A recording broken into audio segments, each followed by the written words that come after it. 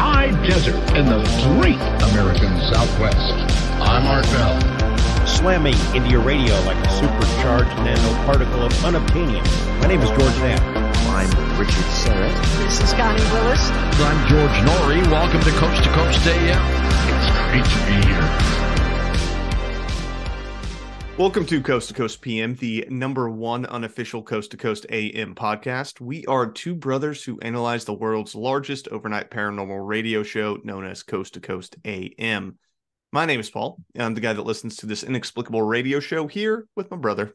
Hey, it's Chris. I'm the Project Pat to your DJ Paul, but we didn't create the best rap group to come out of Memphis of all time. We did not, sadly, but we did create the world's greatest paranormal radio commentary show of all time. So that's dedicated to Coast AM unofficially. Yes. Yes. That's us. If you keep on qualifying it, then it's true. Just keep adding adjectives to it, and we'll get there. Well, Chris, we have another episode today. We are going to be talking about a George Noory interview with Dr. Mark Hewitt about his theory that the Unabomber was actually behind the Zodiac killings. Really? The Unabomber. So old Teddy Kaczynski. Ted Kaczynski, the Unabomber, behind all of the Zodiac killings in California and the Bay Area.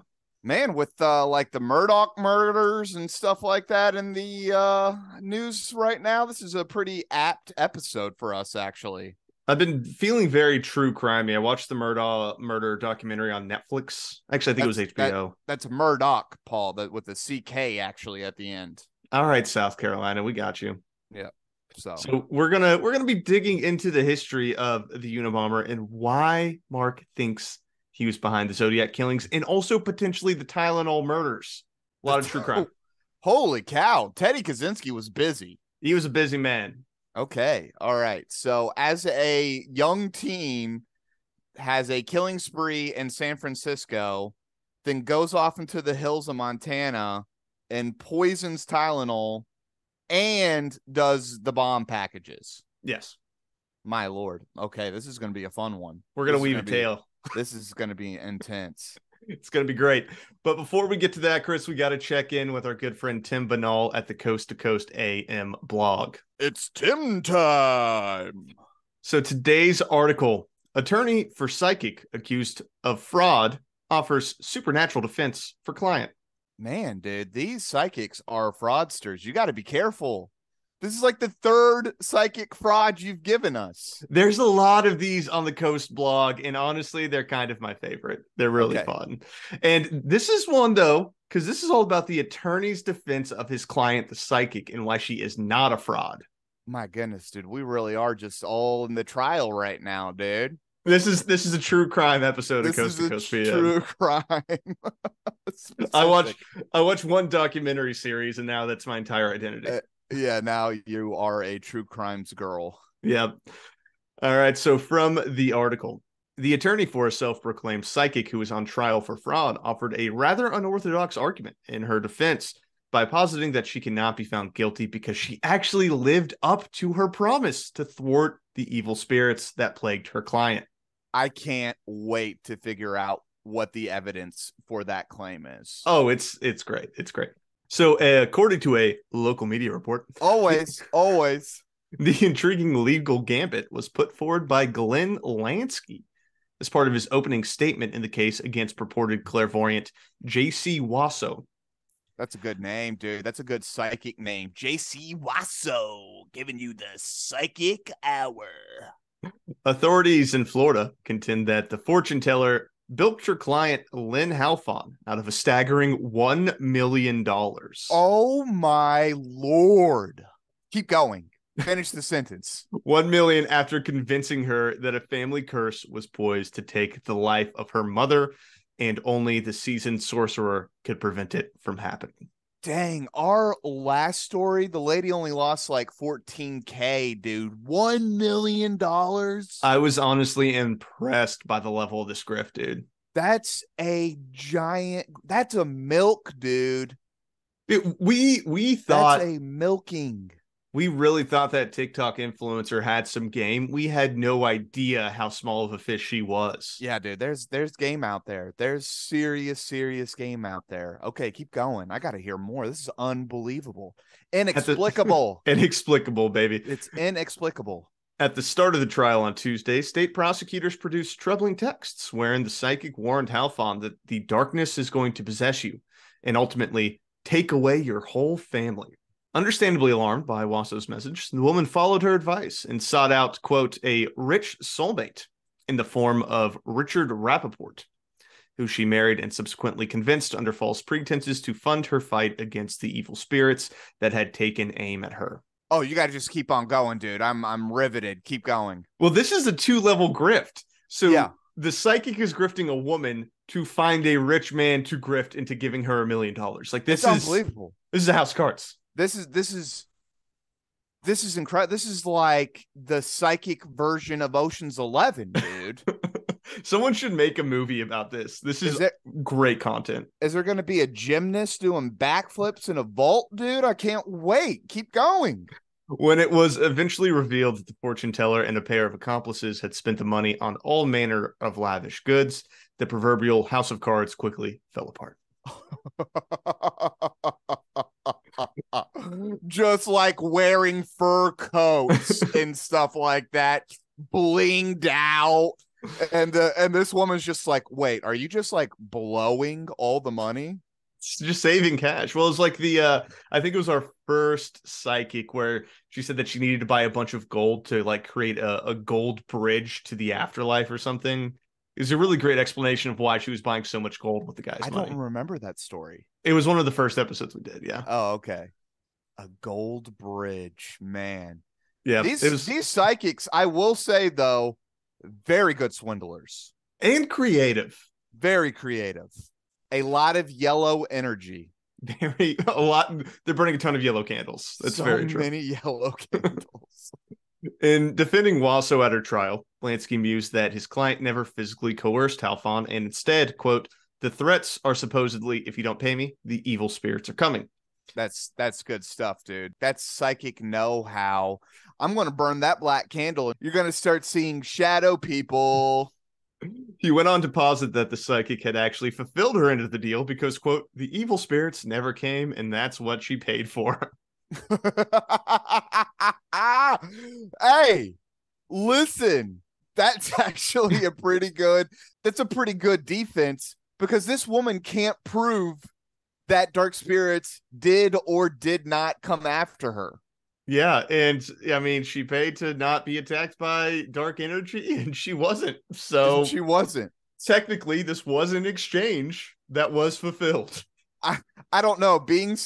Having $1 million stolen from me would definitely have to be some kind of dark energy, right? Dude, and this just feels like such a Florida defense attorney defense. Yeah. You know what I mean? It's just like, well, you paid for it, you got it. To be fair, he doesn't have a lot to go with. I feel like this guy was sort of drunk when he was in court. That's the vibe I'm getting. Oh, yeah.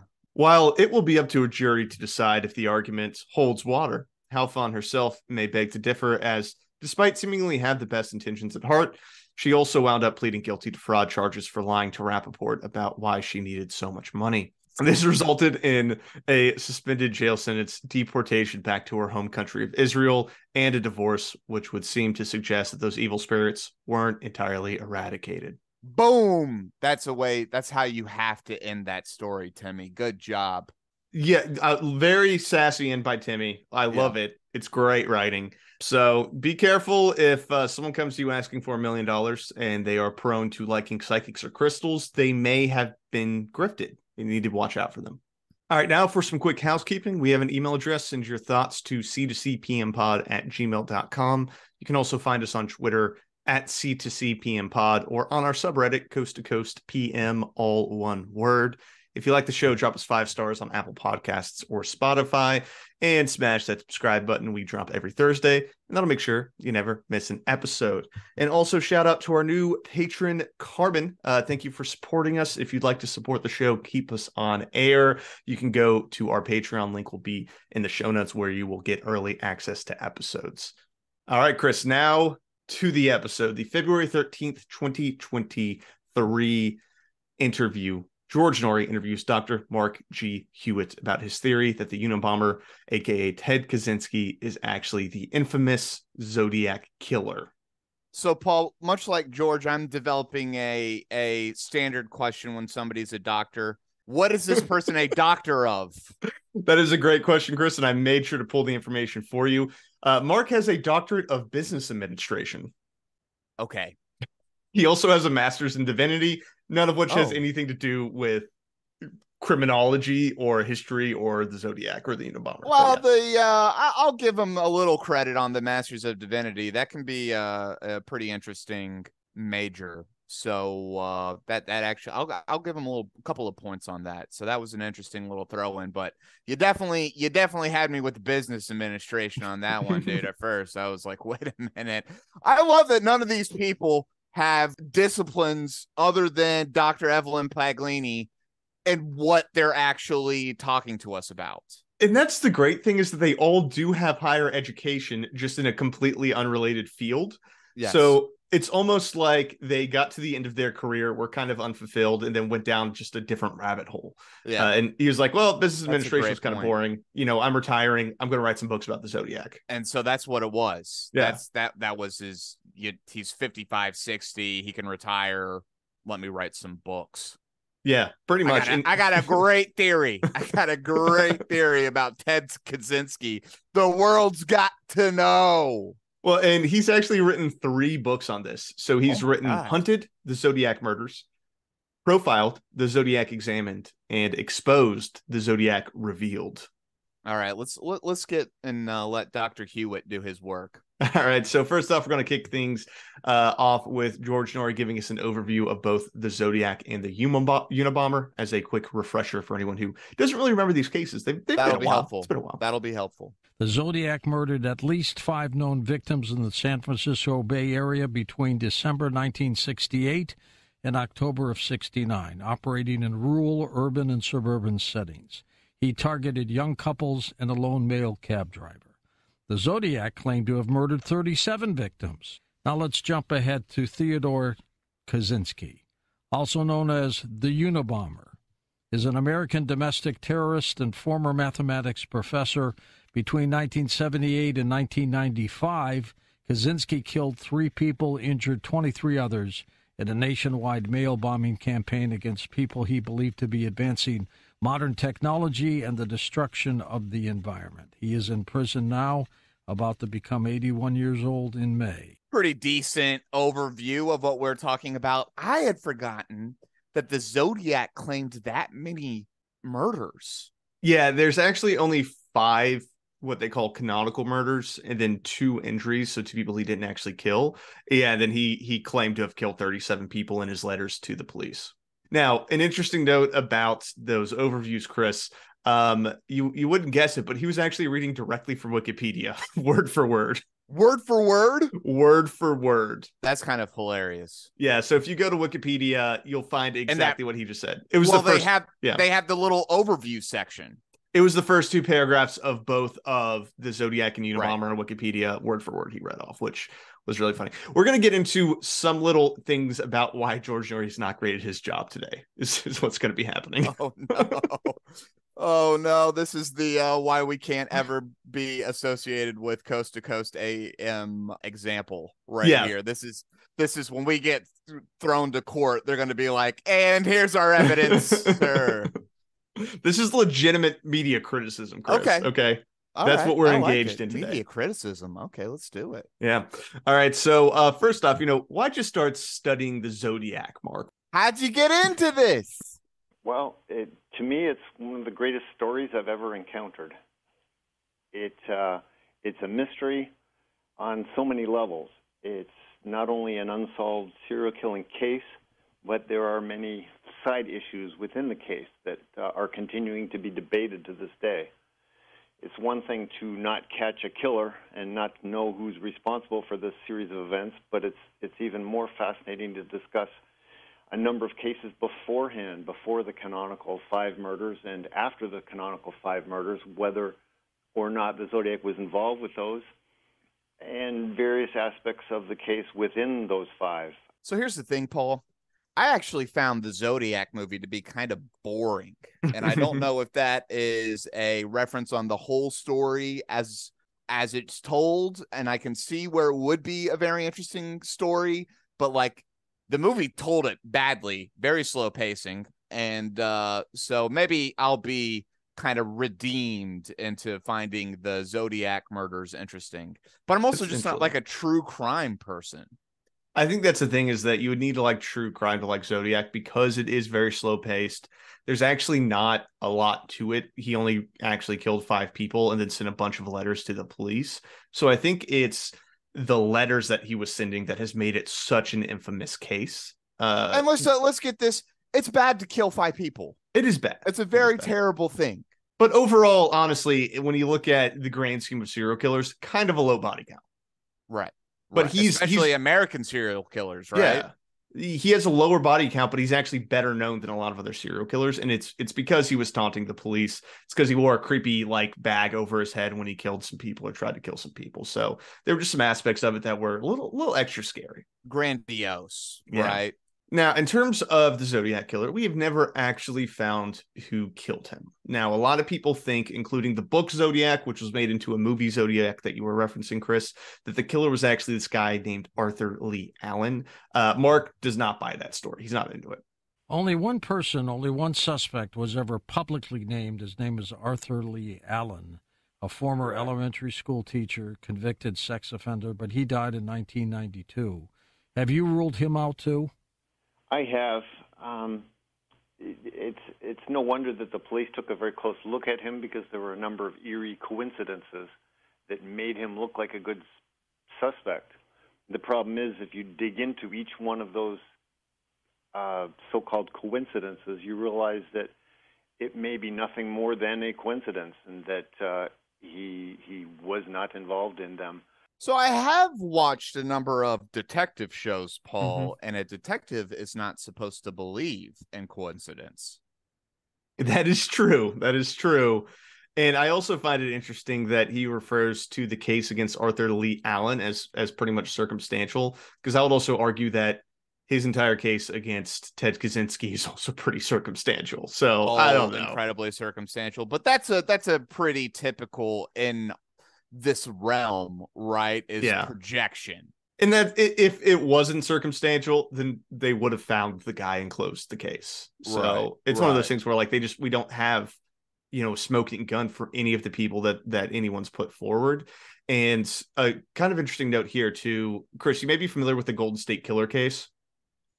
Yes, that was like Patton Oswalt's wife, right? Patton Oswalt's wife had worked on it, and she wrote a book about it that she never got to finish, sadly, before she passed away. But the way that they caught him was they took the DNA from the scenes, and then they were able to run DNA analysis on it, which they weren't able to do back in the day. Right. And then they ran that against genealogy databases, so Ancestry.com and all that stuff. Yes. Where people are submitting their DNA, they submit it in, and then get back the family tree of people who he's related to, who have submitted their DNA. They were able to track him down from there and ultimately arrest him. Right. They've actually tried to do that with the Zodiac. So the Zodiac was sending letters to the police, and they had stamps on those letters that they were hoping had DNA on it. So in 2018, they had sent those stamps out to be tested and hopefully be able to run against a DNA database like Ancestry. But ultimately, nothing really came of it. The police never said what happened, but most likely there wasn't DNA on it, or there wasn't enough DNA on it, or had been corrupted in some way. So they have tried to solve it in modern day with modern technology and just haven't been successful. DNA can live for decades on like a stamp. Yeah. That's how they got the Golden State Killer, was DNA from like the 80s that they sequenced in modern day. That's horrifying. Well, that's actually terrifying. Yeah, and that's also there's a lot of hazy legality behind it, in terms of like, should you be able as a cop to take DNA from a crime scene and then run it against ancestry databases where people were submitting just to find out like, hey, am I from England really? Or do I have some, whatever nationality in me, and then use it to arrest people. The courts, as far as my understanding looking into it, have said that you're only allowed to do this if it's like a murder case or like straight up like right? rape. Yeah, right. Yeah. So it has to be like a really severe case for you to do that. So it's not just like, I don't know, you broke into someone's house and they're running your DNA on Ancestry.com. They're not allowed to do that. Right. But a serial killer, I'm going to give him a little moral wiggle room, right? Yeah, for those severe cases, I'm like, all right, I'm okay with it. I would be a little wary if it expanded out. It would start getting a little uncomfortable. But that's always the problem, right? Yeah. You give them an inch, they take a yard. Yeah, but it's like great that we're finding some of these people, right? Yes, It's a good thing, but yeah. But it is a weird moral realm, though, dude. Yeah, technology's scary, man. Yeah, craziness, very crazy. Okay, so what else we got? We got a little bit about Zodiac, right? Killed a couple people, never got caught. Sent a bunch of codes as well to the police, some of which still have not been deciphered, most likely because they're just gibberish. It's just an insane person. Yeah. Being crazy, right? And the letters are also riddled with spelling errors. Like if you try to read them, it's this person did not know English apparently. Was not very literate, I will say, is what it seems. But now Ted Kaczynski, wasn't the guy that they claimed was the Zodiac Killer a teacher? Yeah, he was a teacher. So that is an interesting little piece there. But a teacher in like the 70s. Right, but I would still think that if you had one realm of people who are literate, it would be teachers. Yeah, you'd hope so. I don't really know. Well, yeah, you're right. You would hope so. All right, so let's jump to Ted Kaczynski, the Unabomber, and they kick things off with like, hey, the Unabomber, he was shipping bombs to like a lot of universities and airlines and things like that. How did he actually end up getting caught? Or wasn't it his brother who turned him in? Close. It was actually his sister-in-law, his brother's wife. David was very resistant to the idea that his brother was the Unabomber. Obviously, he didn't want to think that his brother was that person. He didn't know any violence in his brother, so it took his wife a while to actually convince him to take a close look at it and to take a close look at the Unabomber manifesto and compare it to some of Ted's letters and some of Ted's writings.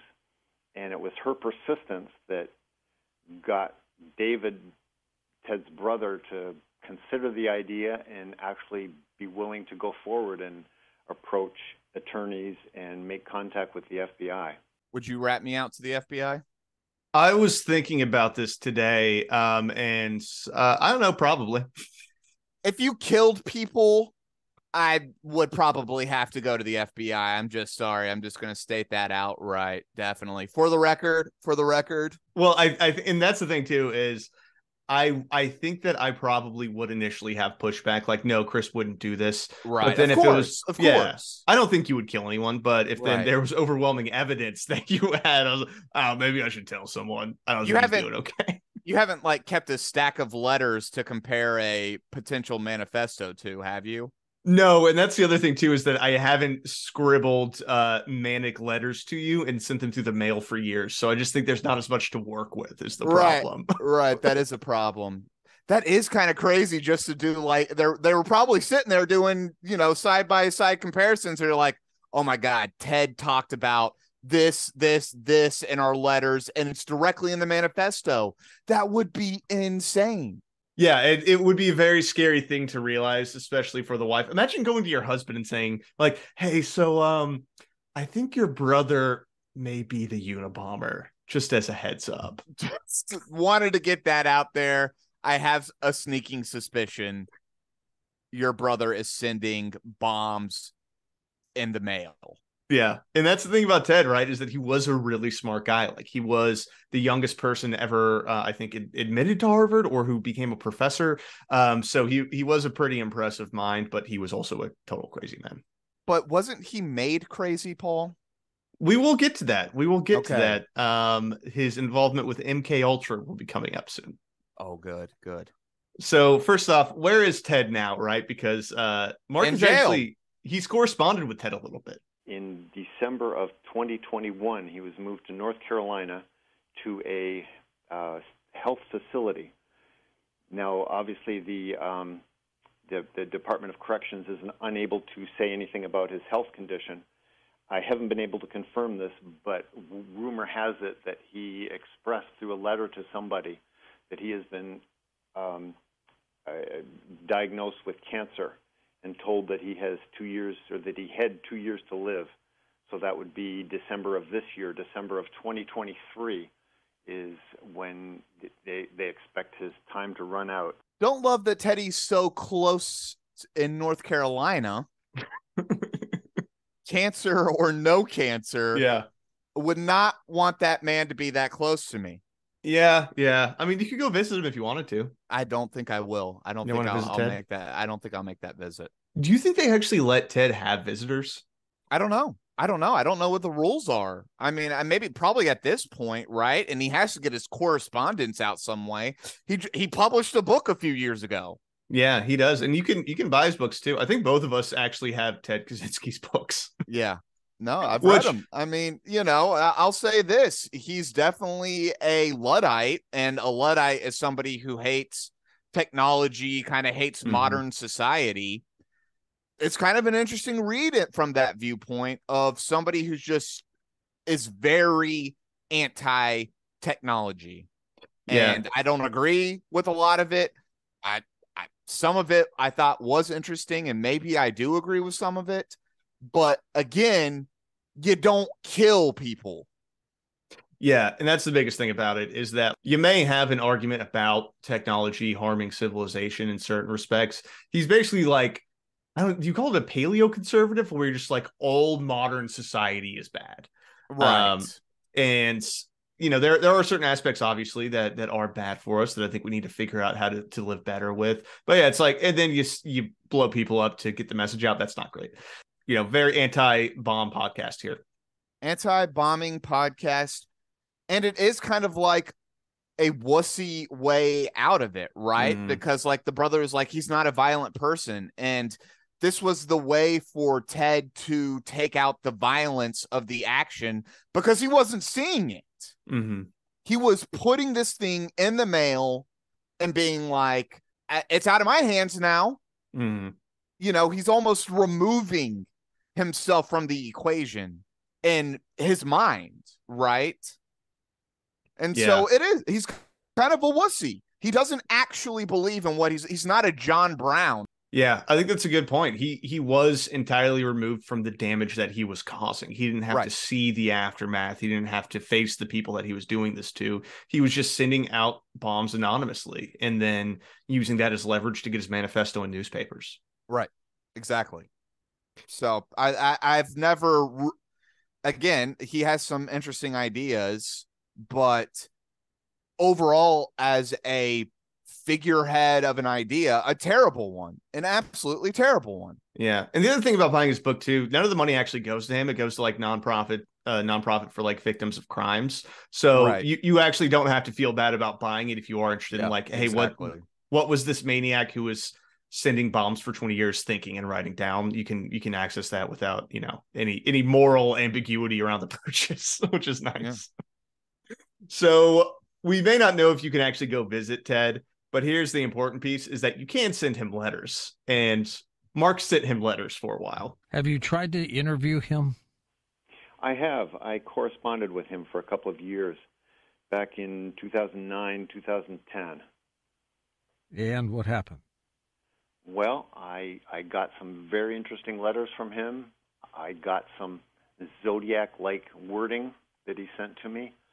And his final letter, I call it my exorcist letter, because once he found out who I was, I contacted him under a guise of being interested in his manifesto. And I really kind of sucked up to him and told him how great he was and told him everything that a narcissist and sociopath would want to hear, just to continue the dialogue. But once he found out that I was studying the Zodiac case, he sent me one final nasty, scathing letter, which was as much anger as he could provide, but it rang to me of the similar tone of the Zodiac's last confirmed letter. Interesting. When does Dr. Hewitt release his first book?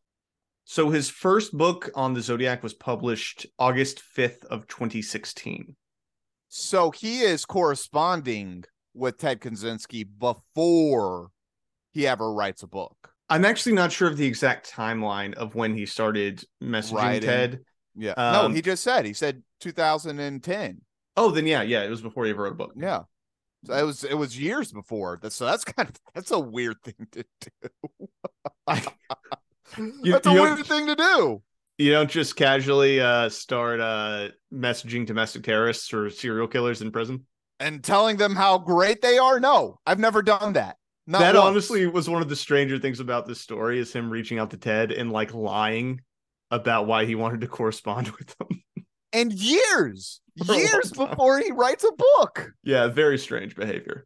I mean, maybe it took him that long to write it, but I kind of doubt it. He was doing this for fun or something. Yeah, he was. And then, I mean, since 2016, he's released 3 books, so I don't think it takes him that long to write these. Whoa. Okay. That's an interesting catch that I did not catch, actually. Okay. All right. Keep going. I'm not liking this. I'm not. Is Mark making you uncomfortable now? I am uncomfortable by all of this. Okay, keep going. So apparently the FBI has looked into the claim that the Unabomber was the Zodiac, and they have ruled it out. But Mark thinks that they were a little too quick to do that. And one of the biggest things is that Ted was in the area while the Zodiac was active. This was while he was professor at Berkeley. So it does match up in terms of Ted's timeline. He was there at the same time, wasn't he, in California? He was indeed. He taught at UC Berkeley from 67 to 69, and he was in California in 66 interviewing for his position. The first canonical murder took place over the Christmas break during Kaczynski's final year as a professor, and 31 days, exactly 1 month after that, he tendered his resignation. His final day at UC Berkeley was June the 30th, 1969, and 4 days later, the murder at Blue Rock Springs Park took place. Not a terribly convincing series of evidence. Well, we're just kicking things off, Chris. Okay. Just kicking things off. Just kicking it off. It's certainly possible. He's in the area. So I know we're supposed to be waiting on the MK Ultra revelation, but again, I know this. I know this. I thought he was getting the MK Ultra injections when he was in college as a student. Yeah, MK Ultra. Not as a professor. Yeah, he was in the MK Ultra program while he was at Harvard. Right. Not at Berkeley as a professor. Not at Berkeley. Yeah. Okay. So I guess the argument being that he's already in the first stages of crazy. Yeah, basically. Okay. He's already there. Okay. Following right. Dr. Hewitt's line of thinking on this. All right. Now, an important note here is that the murders by the Zodiac continued for a few years after Ted left Berkeley. But there is a gap in Ted Kaczynski's history. So that's what Mark is arguing, is that he still could have been returning to the Bay Area because no one really knows where he was. What he was doing in this intermittent years. Yeah. Okay. So like the lost years of Jesus. Yeah, exactly the same. Okay. He went to India. There's a 2-year gap in Ted Kaczynski's life. He gave his parents' home address in Lombard, Illinois as his mailing address, but he didn't stay there. His mother speaks of regular travels that he took away from that home. He would disappear suddenly without notice. So he wasn't completely based in that location. And the bulk of the Zodiac murders and the bulk of the Zodiac letters took place during that 2 lost years of Kaczynski's life. Again, So it's just okay. Kind of interesting, I guess, that we don't know what he was doing. But again, he was just like roaming Asbury Height and, dropping acid with the CIA heads. Like, what are we talking about here? So let's get more into it, right? So okay. The timeline is possible. It's possible, right? Okay. He was in the Bay Area when it started, and then he was technically in Illinois, but he traveled around a lot. So maybe he was, taking a Greyhound back to the Bay Area, every couple months to murder someone. It's possible. Right. Yeah. Instead of, all the people around him in a closer area, he was going to take the 48-hour bus ride to California to murder somebody and then take a 48-hour bus ride back to Indiana, because those bus rides last forever. Do you know how many stops they would have to take between that on one of those buses back in the day? This is insane, dude. What is Dr. Hewitt talking about? So let's see what else we got, right? What other evidence do we have?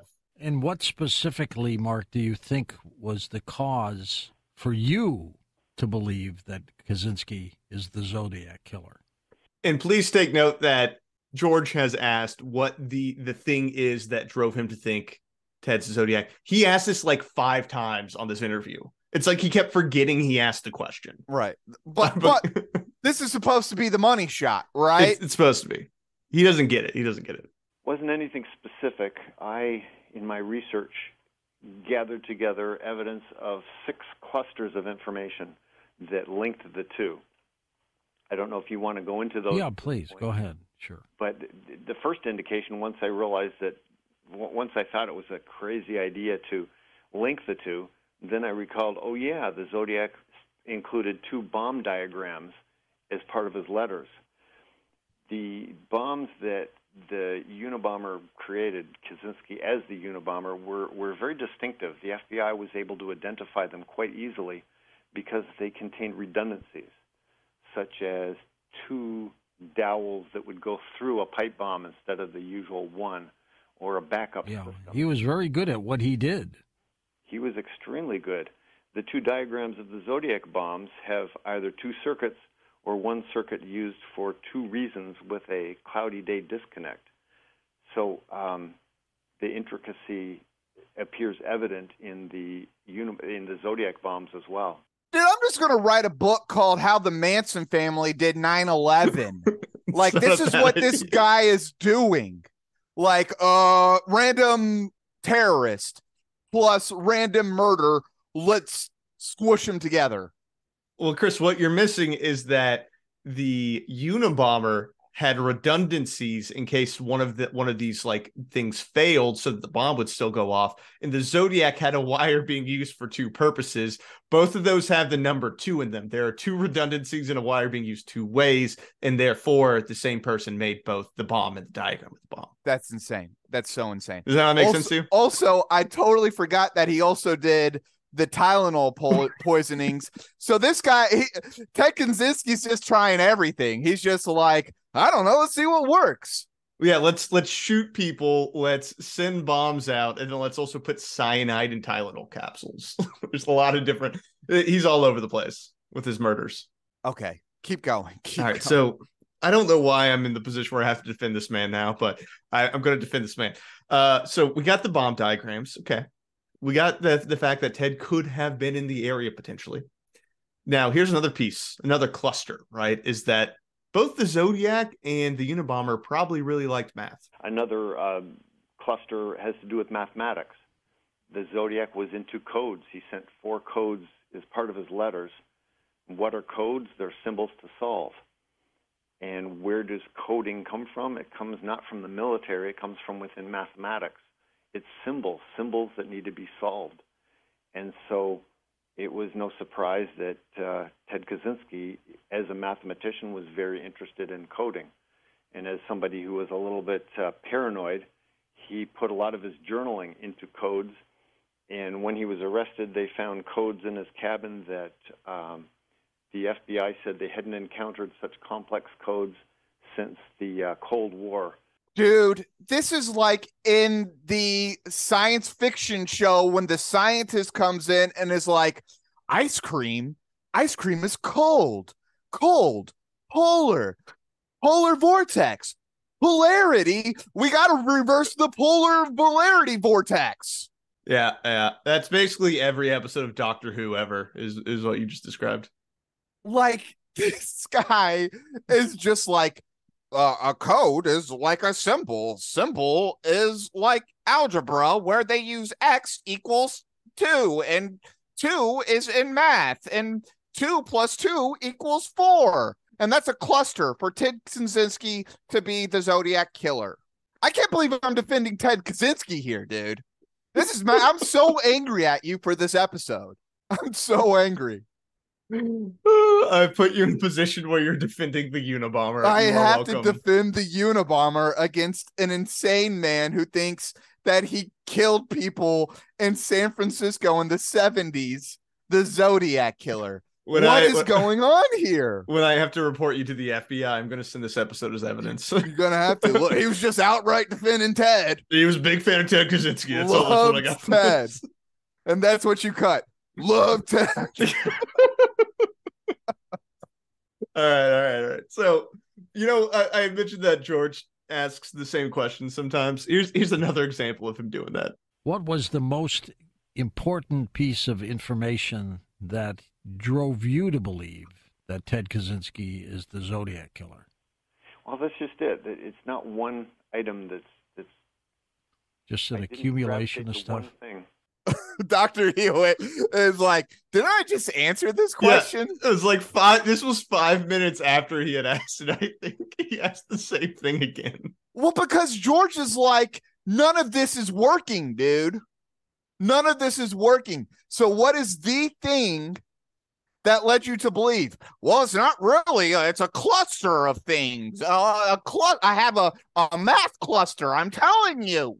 Yeah. Well, I mean, the best way of going through this, though, he listed there are 6 clusters, right? So it's like, okay, let's keep going through the 6. Give me, you've listed 3 so far. Let's get to number 4, number 5, number 6. And let's see if any of them get better. And they don't get better. So here's another cluster, Chris. They potentially liked the same book, Ted Kaczynski and the Zodiac Killer. I'll tell you one extremely important connection, and that is the novel Secret Agent by Joseph Conrad. To me, reading it, it's almost a guide for the Zodiac work. It contains themes, it contains individual vocabulary items, phrases that almost seem to be an influence on the reader to be fascinated by or interested in, or to actually go out and produce the Zodiac serial killer. And why is that significant? Because The Secret Agent is reportedly Ted Kaczynski's favorite book. He wrote to his family one time that if they wanted to understand him, he was a hard person to understand, but they needed to read that book, and they needed to especially take notice of a particular character, the professor within that book. And Kaczynski claimed to have read that book a dozen times. You're not convinced still? This is. There were a couple of scenes in this book that was kind of like the Zodiac Killer, and Ted Kaczynski mentions it all the time. So, same thing.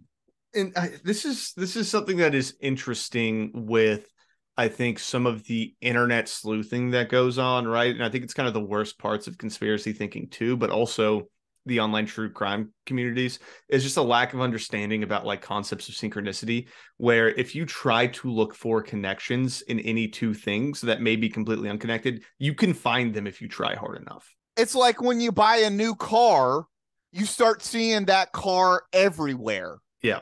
That's what's happening here. He's looking for evidence, and it's like, because the Zodiac Killer never mentions this book, right? Yeah.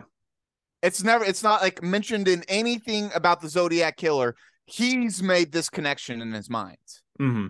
Well, Ted mentioned this book. Let me read this book to see if there's anything that can lead me to believe that this is the Zodiac Killer. And he's like, that Zodiac. And the book itself is about a spy for Russia that was written in 1907. And it's just a really smart guy. So I think Ted, got into it because it's like, oh, I'm hyper intelligent and better than everyone else because he's a narcissist. I don't really understand how it's a, outline for the Zodiac killing. So I would need him to go a bit deeper into that explanation because I'm not seeing it just from a top level. I don't think he can.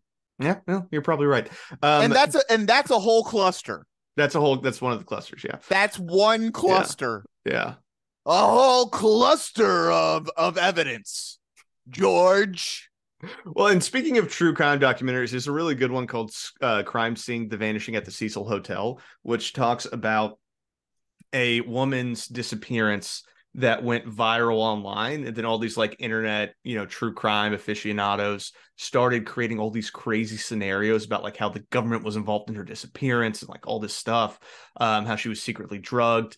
And then they ended up finding her like body on the roof, and she had just like fallen into a vat when she had like a mental health crisis. So no. You can just weave these gigantic narratives online by looking for these connections, and you're just playing with air in the end. You know what I mean? There's Right. nothing to actually tie it down. Right. Back to Mark. George asks him like, "Hey, did you ever ask Ted while you were messaging with him if he did the Zodiac killings?" Good question, Georgie. Did you ever, in your letters, ask him directly? I did not. And interestingly, once he found out that I was a Zodiac researcher and writing and editing about the case, he flashed out in anger, but he never actually denied it to me. That is also my favorite, was that he brings it back to that a couple times of like, well, he didn't deny it. He didn't deny he was the Zodiac. Ted is just like, I never thought I would have to deny being the Zodiac Killer. Like, I got a thing. I did my own thing, man. I did my thing. Well, it actually probably like did kind of make him a little angry, because he is a sociopath and he is a narcissist. Yeah. Stop trying to take away from my bombings. Yeah, right. By trying to tie me to Zodiac. I don't need that. I don't need prolific. That. Yeah, I am prolific by myself, and the Tylenol poisonings. Well, don't give me that. Speaking of the Tylenol murders, Chris, let's get into the Tylenol murders. Is this a cluster? Is this another cluster? This is separate from his clusters. Okay. There was an additional murder that took place about 6 months earlier that, thanks to a very observant doctor in Sheridan, Wyoming, he realized that one of his patients similarly died from taking extra-strength Tylenol. Well, Sheridan, Wyoming is on Interstate 90, a direct route between Lincoln, Montana, where Ted Kaczynski was living in his cabin, and Lombard, Illinois, where his parents lived. So it seems like about 6 months prior to the Chicago Tylenol killings, Kaczynski was trying his hand at doing that poisoning and trying to do it in a place that was far away from him and far away from Chicago. This guy, just anything that he can pin on Ted Kaczynski, he's going to do it. What is this? One more little bit on the Tylenol murders, and then we'll talk through it. Do you think he is possibly responsible for the Tylenol killing that occurred in Chicago? I believe so. I believe it's almost certain. The Chicago Tylenol murders that took place in 1982 happened within Chicagoland. All of the locations were very close to Lombard, Illinois, which is where his parents were living at the time and where he was known to spend a lot of time. There was, and it resulted in the death of 7 people who took extra-strength Tylenol and promptly died because cyanide had been put in the capsules. So Ted does it the first time in a place far away from his home or his parents' home, and then when he decides to go real big with it, does it all around his parents' home. And both facts are evidence that Ted Kaczynski did this. Well, you see, the first one was really far away, and then the rest were really close. Therefore, it was him. Therefore, it's Ted Kaczynski. George. They pretty much know who did the Tylenol killings. It's pretty much known by the police. It's just they haven't been able to try the guy. And there's a lot of reasons for that. There's actually a really good criminal episode about the Tylenol murders if you want to give that a listen. But the case for the guy that they think did it is much stronger than the case for Ted Kaczynski. I'll just say that. Right. I'm sure, as are all the main suspects for anything this guy has tried to tie on to Ted Kaczynski. And I think this is the biggest knock against Mark's hypothesis that Ted is the Zodiac Killer, is that he also thinks Ted is the Tylenol murder killer. Because it's like anything that happened anywhere close to an area that Ted was near, because this wasn't even Ted's house, this was his parents' house. Right. He's pitting on Ted. Ted has a thing. Ted has a thing. He has a bad thing that he did. Why does he need more bad stuff? The story was already interesting enough without all this. I don't know why we're adding it in. If anything, it decreases the value because it's just like, oh, so he's just doing this stuff all the time. Oh, okay. I don't know. It's just, it makes it too wild. It gets pretty wild. And at this point, George starts running out of questions to ask, and you can tell by the way he's approaching the conversation. He's in a prison in North Carolina now, isn't he? Correct. And again, you're hearing he's got cancer. Are they rumors? That's what I've heard. That's what the rumors say. That's bad, dude. That's not good. That's bad radio. It was really bad radio, to be honest. It was not good, man. There were a lot of like dead air moments of him being like, so Ted is so he's in North Carolina. Yep, okay. I know you said media criticism on Georgie, but like, dude was not giving him a lot to work with. To be fair, dude, Dr. Hewitt, not a great guest. Well, I don't know. I just feel like there were different ways of approaching this guest, especially because he gave the outline of like what we could talk about being like these 6 clusters. And you can dig into like, how'd you get into this? What are the 6 clusters? You know, where could these potentially be incorrect? Or pushing back on them. I'm like, are you just kind of pulling at threads here? Like, does this actually make sense? I think there are a lot of different ways you could approach this. That's not Georgie's approach. It's other than the moon landing. Unless you're a flat earther. Unless you're a flat earther, or you're saying that America never went to the moon, George isn't going to push back. Never will. So I'm not surprised by that. And you're right. There probably was a way that he could like really section off each of the clusters, but we heard 4 of the clusters and none of them were good.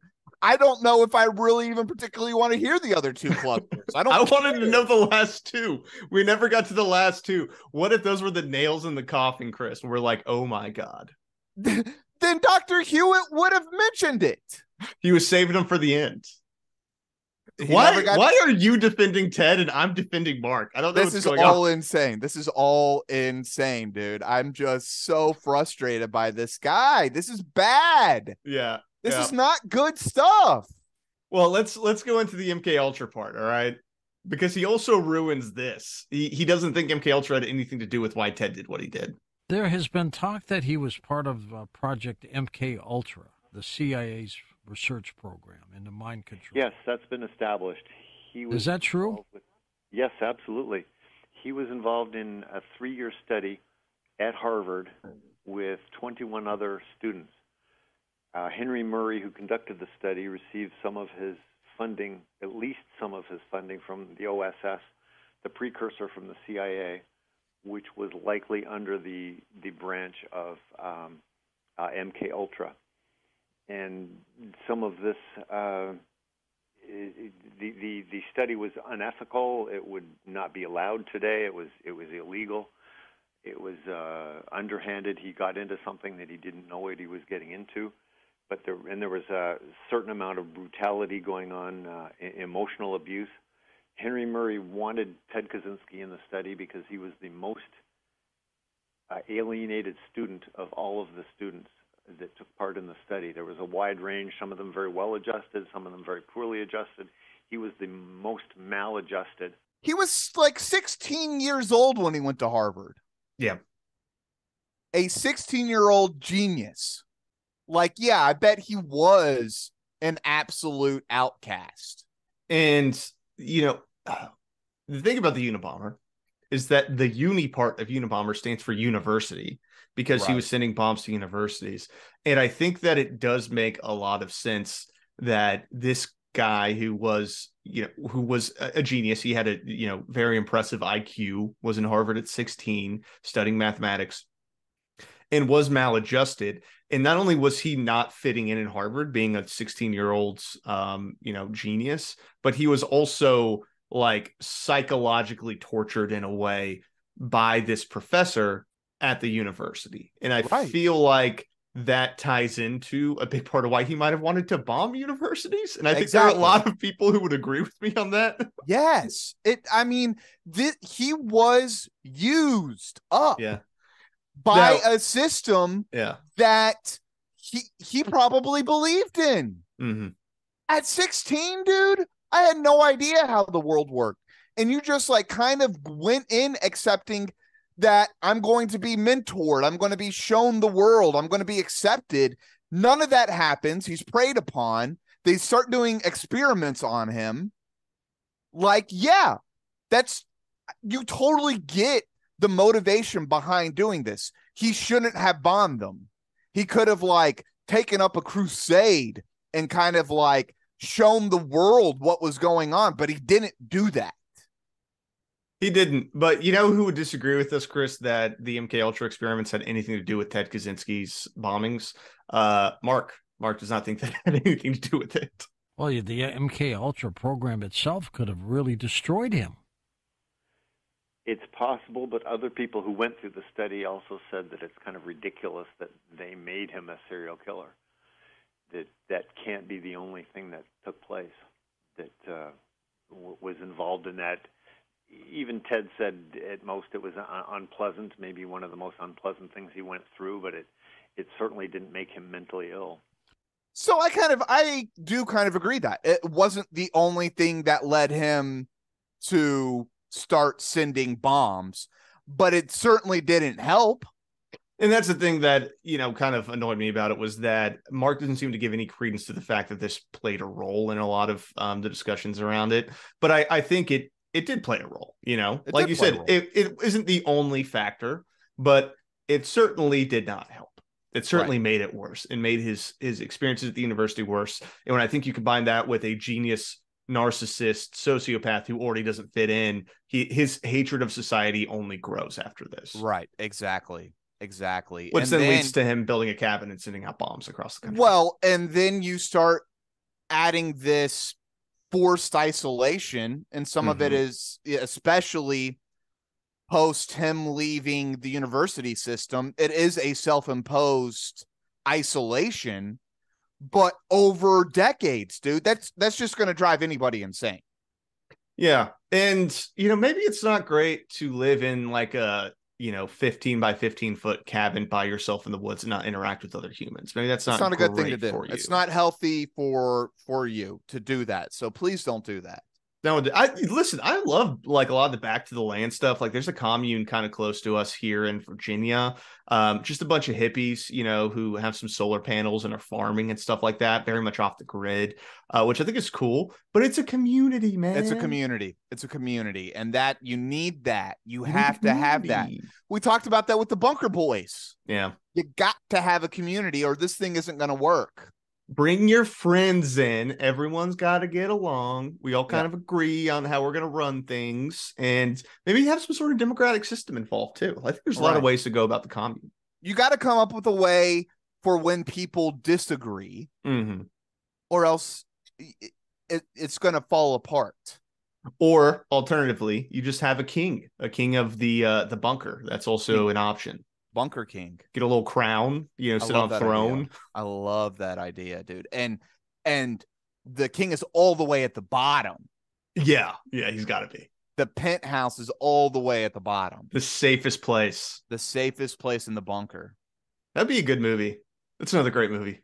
Yeah, we'll work on it. All right, so we have a caller call in about a co-ed killing that occurred around the same time as the Zodiac murders. And the caller is wondering, hey, do you think that Ted Kaczynski could have also done these? Almost certainly, Paul. I wanted to ask your guest, there was a co-ed that was killed in California before, I believe, the official Zodiac killings began. And a lot of people think he was involved in that. I think she was attending a university in California. Sherry Jo Bates was killed in 1966. Long suspected Zodiac victim. I'm convinced that the Zodiac almost certainly is responsible for her murder. Follow-up letters following that murder can be connected to later Zodiac letters, and Ted Kaczynski was in California in 1966. Talk about an assist, dude, by the caller. What the heck? Yeah. I mean, it was almost like Mark had that guy call. Like, here's a list of questions. If George doesn't ask, make sure you ask him. And Ted definitely did it. I am certain that Ted did it. Oh my gosh, dude. Dr. Hewitt. What the F? Well, that was our was the Unabomber, actually the Zodiac episode. Chris, on a scale of 1 to 5 MK Ultra programs, what do you give Mark Hewitt's theory that Ted Kaczynski was the Zodiac and the Tylenol murderer? Paul, I've only given this one other time, but I'm giving Dr. Hewitt a sucks. That sucked. That dude sucks, dude. What is this? Who needed this? Who asked for this? Oh, goodness. Well, and here's the thing, Chris, is that this is a lot of Coast nowadays. This is a lot of what's on the air. I know we do a lot of the Art Bell stuff. I try to pick out some of the better ones, like the Ian Punnets and some of the better George Noorys. This is what a lot of the episodes are. This guy did 3 books, and that's all he can give us? Yeah. Was 4 BS clusters? I know there's 6. I don't want to hear the other 2. I really want to know the other 2. I really want to know what they are. I don't care at all, dude. I don't want to ever hear anything by Dr. Hewitt ever again. This is no good. You're not going to pick up any of his 3 books? No good. That's a bummer. I'm sorry. I'm not typically like this, but like I don't like true crime stuff in the first place. Yeah. I already feel like a lot of true crime is like digging through people's bones. It's desecrating the memory of these victims. And like you could be like, well, we're doing and like the unsolved crime stuff, there is some cool stuff there, whatever. But like sometimes it's too much. And this is too much, dude. This is definitely the part of true crime I absolutely hate. This like kind of like theorizing and stuff that we talked about a little bit. Like Ted Kaczynski did plenty of bad stuff that you can talk about. Let's just talk about that, not this made up crap.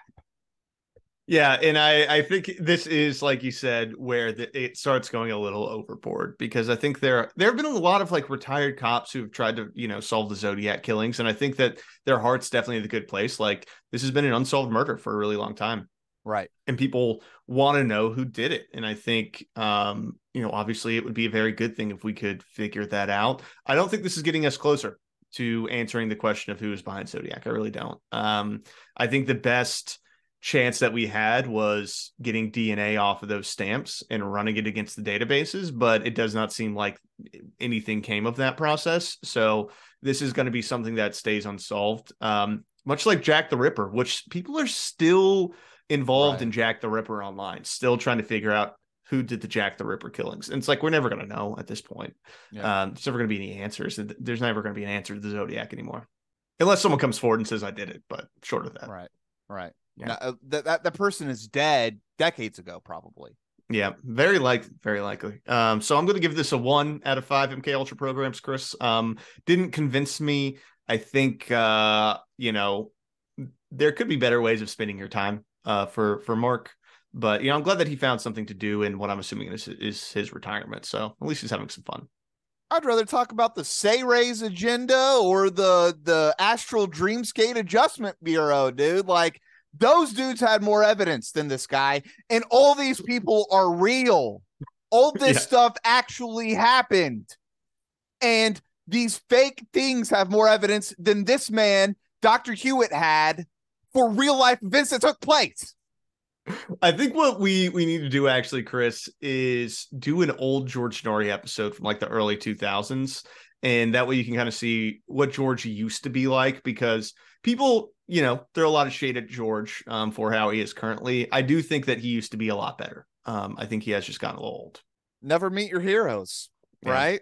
And we're in when you're 80 years old, dude, like, what are you supposed to do?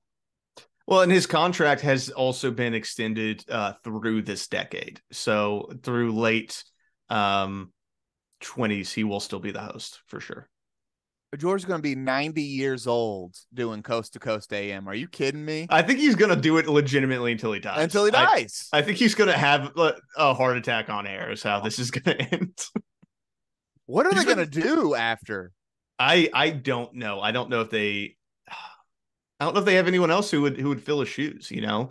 I think Ian would do a great job at taking over, but I don't think Ian wants to. Ian just does, 1 weekend a month. Ian would also completely change what the show is. It would be very different, yeah.